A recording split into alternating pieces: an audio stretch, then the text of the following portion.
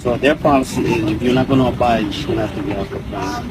You have to be. Oh, then they can remove me off the plane. You and your whole So then family. it's going to be a federal offense, and then you and your wife will be in jail, and your kids will be. Okay. So my kid, so my wife, we're going to be in jail, and my kids are going to be what? It's a federal offense if you don't abide by. I bought that seat. Okay, I understand it's your niece out here. Right. So you still, Right.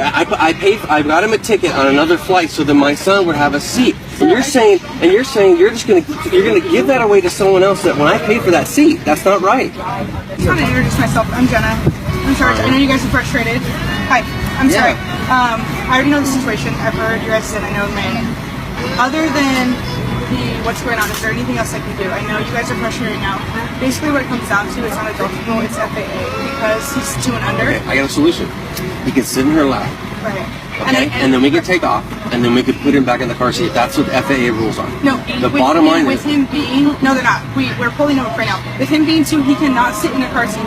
That's the purpose of infant arms. He has to sit in your arms the whole time. He can, technically, he couldn't even be on a seat. He rode on a car seat the whole way out here on a Delta flight. And that's unfortunate. Unfortunately, I don't know what to tell you. I'm just trying to do the best I can now. But what I'm letting you know is, unfortunately, he can't be there. I wish I could help you guys. I really do. What you're saying makes no sense because we flew out here on a Delta plane and he sat in a car seat. According to the rules we're pulling out right now, he technically cannot be in a car seat because of the arms. Okay, they're doing it right now, and they're going to clarify before I misspeak. Okay. So I'll just stop you there. They're going to do it. They're doing it. And they're going to print it out in black and white, so that way whether I'm wrong or they're wrong, that doesn't matter. The situation is this plane is not going to move until we get you guys up, and that's fine. We can all sit here all night if that's what you guys want to do. Okay, but that's wrong. I get that it's wrong. I really do. I paid for that seat. I understand, and that person left, and then now you don't want anyone there, so you want another passenger not to sit there the whole flight. I get that. I paid for the seat. I understand that. I understand that. Okay, but if your stance is that he cannot be in that seat when the plane takes off. Okay, no, he cannot be in a seat at all because he's an infant. And I get that it was handles. Wait, he can't be here at all. No, in a seat. He can't occupy a seat because he's 2 years old, and that's FAA regulations.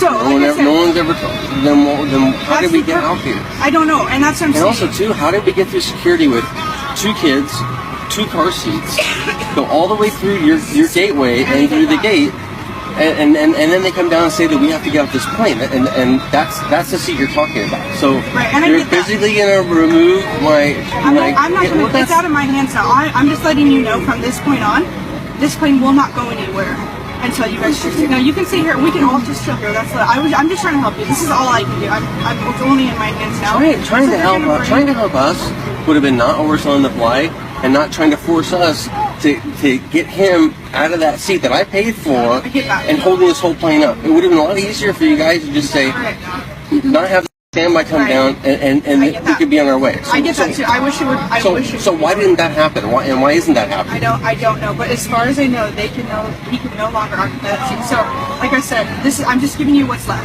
So it's your choice. We can sit here for the next 4 hours if you want, 5 hours. Sit here until tomorrow, but this plane will not be. And so I told you guys, I wanted to give you guys a courtesy to introduce myself, and I get that that's not how was that giving us a courtesy? You know what? I was just coming to say hi and try to do it, but I apologize. I shouldn't be second. I'll let them handle it, and then you guys can go from there. Okay? You guys go? Yeah, they're coming. Thank you. Okay, so this is where we're at now at this point. There's an option to have you guys all off the flight, or we're going to retain the whole aircraft, and everybody's going to go back. So we're getting kicked off this plane no matter what now? Yeah, I told you that in the beginning. You had 2 options, and now it's come too far.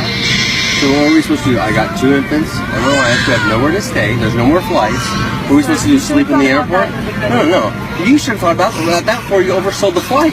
I paid for that seat. So we're getting kicked off the plane. Which option did you want to take?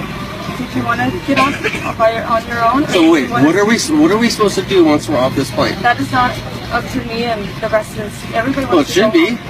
It's not. At this point, you guys are on your own. Unbelievable. You guys are unbelievable. Great customer service. Awesome. Great job.